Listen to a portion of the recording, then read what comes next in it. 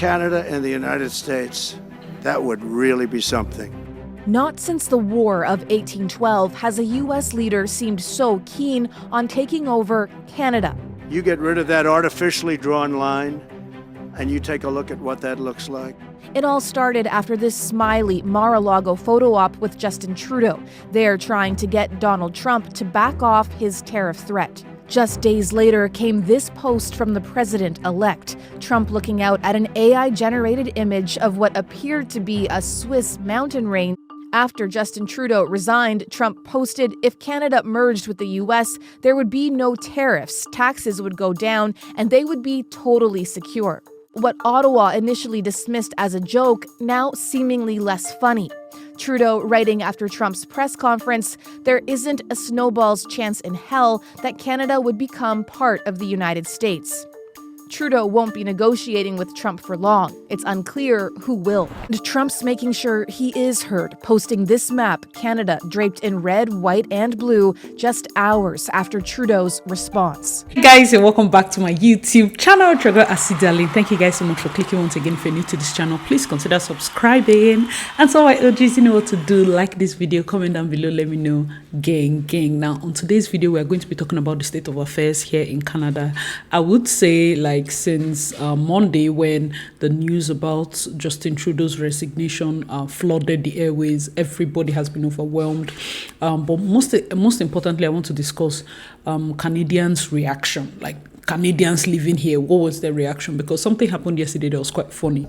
We're going to check out some items, and on one particular item we got a discount, and the guy mentioned that this discount is courtesy Justin Trudeau leaving the office because we're done with his mess and all of that. And it was just a giggling moment.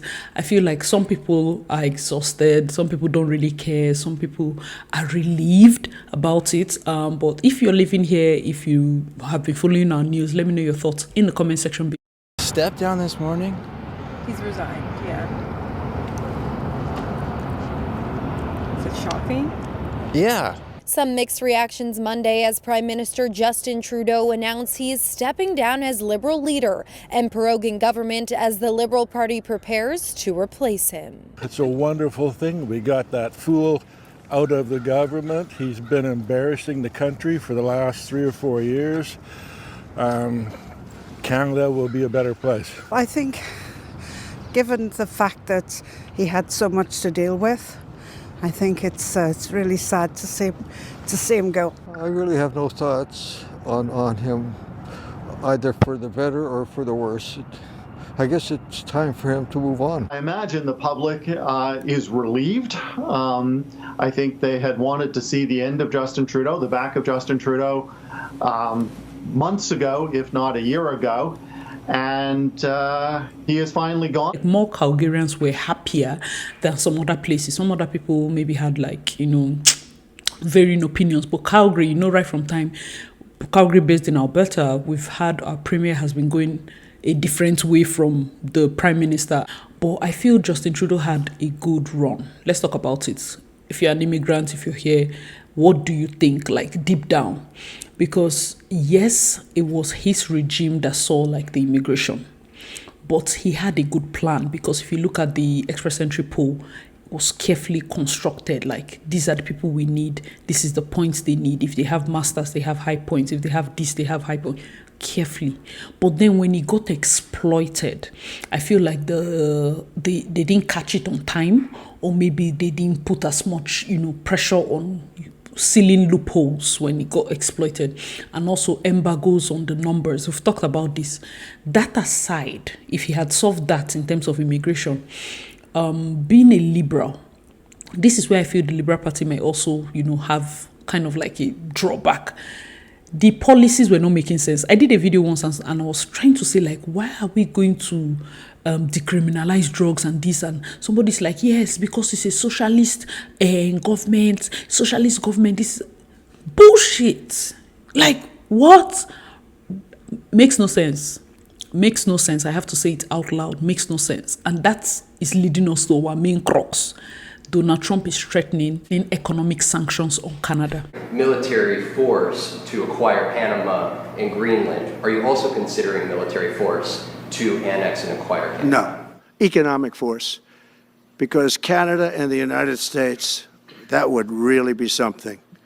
You get rid of that artificially drawn line, and you take a look at what that looks like, and it would also be much better for national security. Don't forget, we basically protect Canada. But here's the problem with Canada. So many friends up there. I love the Canadian people. They're great. But we're spending hundreds of billions a year to protect it. We're spending hundreds of billions a year to take care of Canada. We lose in trade deficits. We're losing massive. We don't need their cars. You know, they make 20% of our cars. We don't need that. I'd rather make them in Detroit. We don't need the cars. We don't need their lumber. We have massive fields of lumber. We don't need their lumber.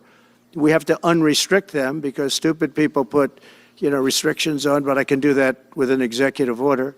We don't need anything they have. We don't need their dairy products. We have more than they have. We don't need anything. So why are we losing $200 billion a year and more to protect Canada? And I said that to, as I called him, Governor Trudeau. I said, listen, what would happen if we didn't subsidize you, if we didn't, because we give them a lot of money. We help them. As an example, we're buying icebreakers, and Canada wants to join us in the buying of icebreakers. I said, we don't really want to have a partner in the buying of icebreakers. We don't need a partner. But no right. Nope, no right. Here's what we have. We have a right not to help them with their financial difficulties because we owe $36 trillion too. We're going to start knocking it out pretty fast, but we're going to be able to do it because of energy and other things. But no right. No right.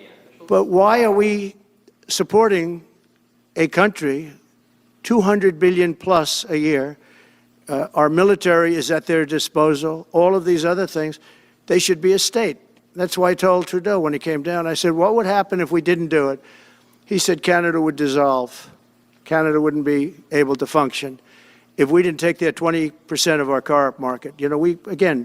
They send us hundreds of thousands of cars. They make a lot of money with that.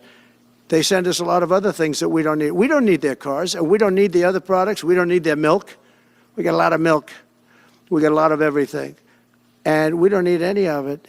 So I said to him, well, why are we doing it? He said, I don't really know. He was unable to answer the question, but I can answer it. We're doing it because of habit, and we're doing it because we like our neighbors, and we've been good neighbors, but we can't do it forever, and it's a tremendous amount of money. And why should we have a $200 billion deficit and add on to that many, many other things that we give them in terms of subsidy? And I said, that's okay to have if you're a state. But if you're another country, we don't want to have it. We're not going to have it with European Union either. European Union, we have a trade deficit of $350 billion. They don't take our cars. They don't take our farm product. They don't take anything. And so we're not going to have it with them either. Initially, these sanctions were tied only to border control. Control your border, I will lift 25% tariff. For the past 2 weeks, he has changed goalposts. He now insists that Canada should be the 51st state of the US. And he's being serious about it. We do not know. Initially, it sounded like a joke, like, haha, maybe because Justin Trudeau is weak, maybe because Justin Trudeau seems like, he's not popular, everybody doesn't like him. He used that to leverage. And yesterday, he did a press conference where he's pushing it. Many people have different things to say. Oh, you're a bully. Oh, you're this. I feel like this is a wake-up call for Canada. You can't be leeching off people for forever. That's not how it works. I think maybe because I'm into business and I believe that Donald Trump is entering US as a businessman, those people are sealing up loopholes. They're sealing up all the places that they are making excessive funding. Simply because you're close to US doesn't mean you rely on their military for support. What's the meaning of that? Somebody did like kind of an audit and say if Canada should go to war, we will not last 2 days. What we have in the military will not last 2 days. Makes no sense. Makes no sense at all. We have oil, we have natural resources, we have gas, but we decide we need to do climate change. Makes no sense. So it's either we begin to work and revive our economy so that we are independent, so that we have other trade partners. I heard Japan, Germany, and some other people approached Canada for gas for long term to pay into millions, maybe billions of dollars, so that we channel gas to them, and then we are doing climate change. Justin Trudeau turned down those kind of things, and we are just simply because we are close to US, they're our highest trading partner. No. We have to start looking out, guys. Let me know your thoughts in the comment section. Trump's recent threats have the country divided. We do not even have time to mourn, dance about Trudeau. This next one is here. What are we going to do? Let me know your thoughts. I feel, especially because I'm based in Alberta, we have so much oil, but there are sanctions on drilling that will bring jobs, that will boost the economy, that will increase exports. We are giving gas and electricity to the US. We can increase sanctions on that, but that's only that. The way the US is arranged now, they have Vivek and Elon Musk. They will sort it out. Things are going to so change. But then, first of all, those of you that are international students watching, I just got update. Shout out to Olufemi Loye. Early childhood education has just been added as part of the courses you study to get postgraduate work permits. I know this because one of the clients I consult with, if you want consultation, asidalindo@gmail.com. It's paid consultation.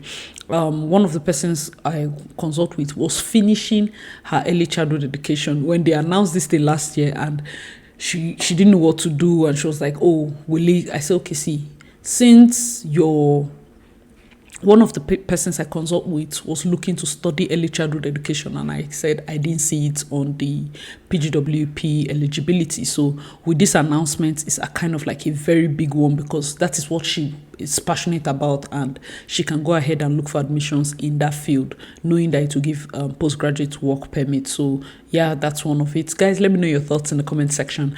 Concerning these threats, I'm just here or there. I personally believe that Canada should sit up and start acting like a business. But if we decide to join US, you see, it's like when Igbo people keep insisting that Ikwere people are Igbo. And I'm like, if we give you people Ikwere people, you will return them in less than 1 year. They will sell everything. You see all those houses you're building and going to sit abroad, they will sell all. Igwe's palace, everything is going out. In 1 year, they will sell all.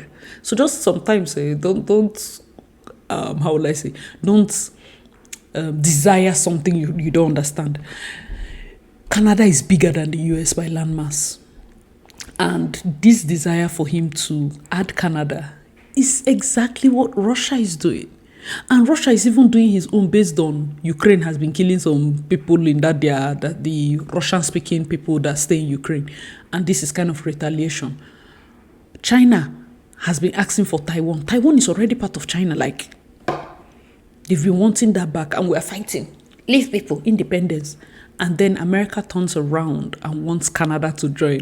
Guys, let me know your thoughts in the comment section. These people are playing chess. Russia is the biggest by landmass. Donald Trump knows if we add Canada, there is no country that is going to be larger than the United States.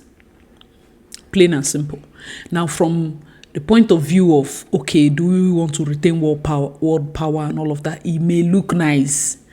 But listen, see, this will be boring for those of you that like cartoon, TikTok, and the rest of them. We are talking matured conversation. I don't have strength to shout.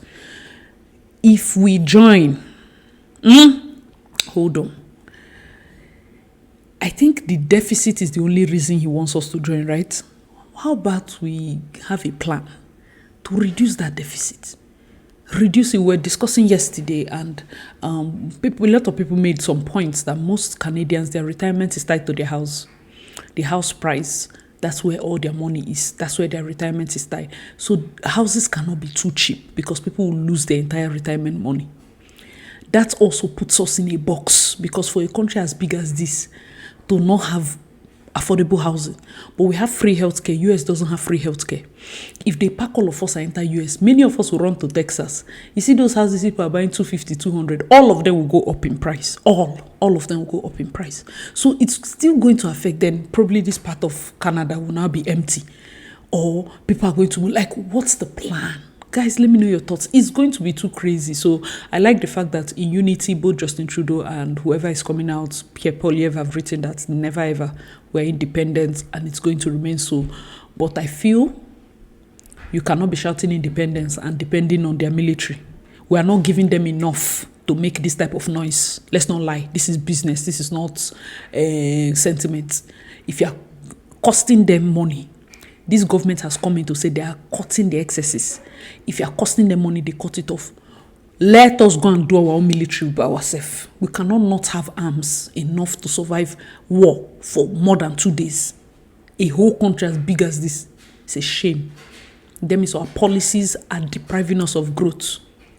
So that's, for me, those of you that are going to be voting, those are the kind of policies we need to be hearing. How are we going to increase our drilling, increase our oil, increase mining of raw minerals, increase jobs? See, companies need to cut the tax, all those tax on external companies, raise competition. Let there be companies, jobs, attract people from Asia, from anywhere, attract them. Let them come in, so that we have enough money to be able to sharp our mouth against the US. Guys, let me know your thoughts in the comment section. For me personally, I like politics, so it's interesting for me to keep going back and forth. How do we survive? How do we do this?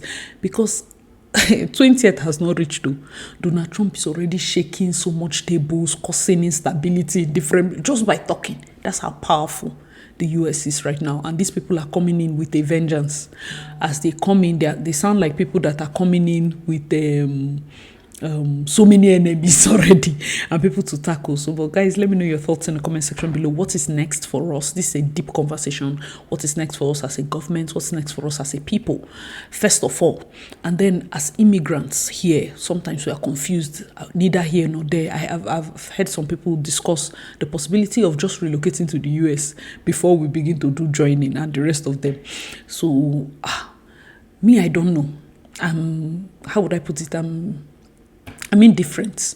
I don't think it will make so much of a difference, but I think just knowing that your money goes a long way will be a good thing. And I don't think anybody that's, when US and Canada will join, people are going to decide and insist to stay in sub-zero temperature as against going to Texas or going to warmer regions. So what that will still mean will be there will be a lot of pressure down the south of the border, and they will just keep Canada for saving pipes and warheads or something. I really don't know what the world is turning into, but for those of you that are Christians, this is the end time. There'll be cries for oneness, one. Everybody wants to one this, one that, one that. Because when, of course, the closer we get to the election and all of that, we might be doing videos, because knowing all these things are going to, it's definitely plus or minus, is going to have an effect on us. Also good news, they did provincial nomination draw yesterday. It was about 700 and something. So those of you that got provincial nomination, to the best of my knowledge, Manitoba and Alberta have been the ones doing provincial nomination, and I think Ontario does OIMP as well. So please make sure that you are in those streams one way or the other. For those that are having expiring permits and the rest of them, nobody has mentioned anything, and I truly hope they won't use those people as kind of scapegoats, okay, just for popular votes and the rest of them. But we'll just continue to pray and hope. But this is the situation of things. What do you think about Canada becoming the 51st state of the US? What do you think about the threats? Do you think Donald Trump will go through with it? What do you think about Justin Trudeau's resignation? I know they didn't give us enough time to rejoice about it before Donald Trump started his threats, but are you happy about it? Are you indifferent about it? Do you think that it's good riddance to bad rubbish? Let us know your thoughts in the comment section below. I see you, girl. I see, darling. Please check out my other videos, and I'll see you in my next one. Bye, guys.